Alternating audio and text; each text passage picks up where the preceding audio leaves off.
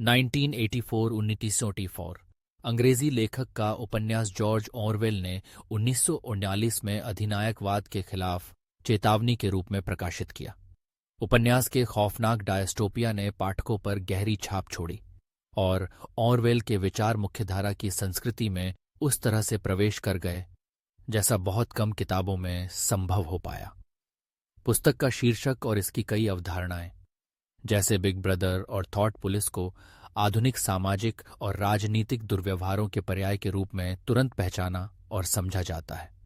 Summary ये पुस्तक 1984 में ओशिनिया में सेट की गई है, जो 3 लगातार युद्धरत अधिनायकवादी राज्यों में से एक है।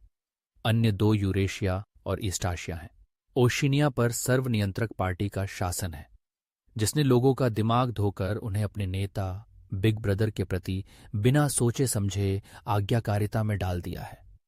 पार्टी ने एक प्रचारात्मक भाषा बनाई है, जिसे के रूप में जाना जाता है न्यू स्पीक, जिसे स्वतंत्र विचार को सीमित करने और पार्टी के सिद्धांतों को बढ़ावा देने के लिए डिजाइन किया गया है। इसके शब्दों में डबल थिंक, एक साथ विरोधाभासी विचारों में विश्वास शामिल है, जो पार्टी के नारों में परिलक्षित होता है। युद्ध शांति है, स्वतंत्रता गुलामी है और अज्ञानता शक्ति है। पार्टी विचार पुलिस और निरंतर निगरानी के माध्यम से नियंत्रण बनाए रखती है। पुस्तक का नायक विंस्टन स्मिथ एक छोटे पार्टी पदाधिकारी हैं जो लंदन में रहते हैं, जो अभी भी द्वितीय विश्व युद्ध के तुरंत बाद हुए परमाणु युद्ध से बिखर गया है।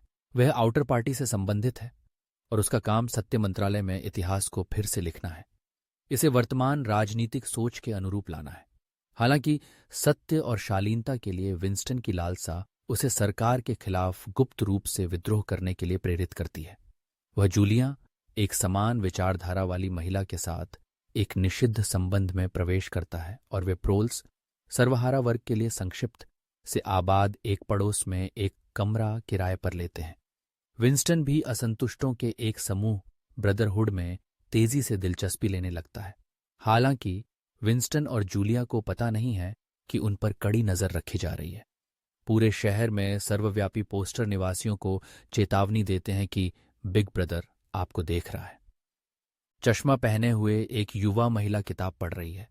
छात्रा ब्रिटानिका क्विज प्रसिद्ध उपन्यास अंतिम पंक्तियां प्रश्नोत्तरी, जब विंस्टन को ओब्रायन, इनर पार्टी का एक अधिकारी जो ब्रदरहुड का एक गुप्त सदस्य प्रतीत होता है, द्वारा संपर्क किया जाता है तो जाल बिछाया जाता है।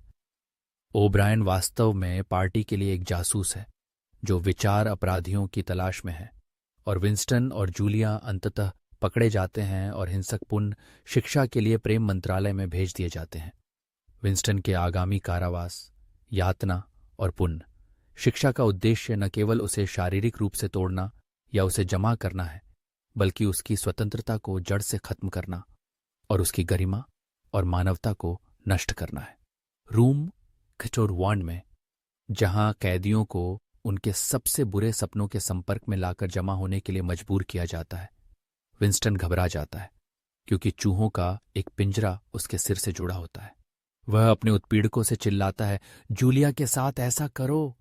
एनालिसिस ऑरवेल ने 1984 को इन दोनों खतरों पर वर्षों तक चिंतन करने के बाद एक चेतावनी के रूप में लिखा था। नाजीवाद और स्टालिनवाद। ये एक ऐसे राज्य का चित्रण है जहां अलग ढंग से सोचने की हिम्मत करने पर यातना दी जाती है, जहां लोगों पर हर पल नजर रखी जाती है और जहां पार्टी का प्रचार मुक्त भाषण और विचार को मात देता है। यह गैर जिम्मेदार सरकारों की बुराइयों की एक गंभीर याद दिलाता है।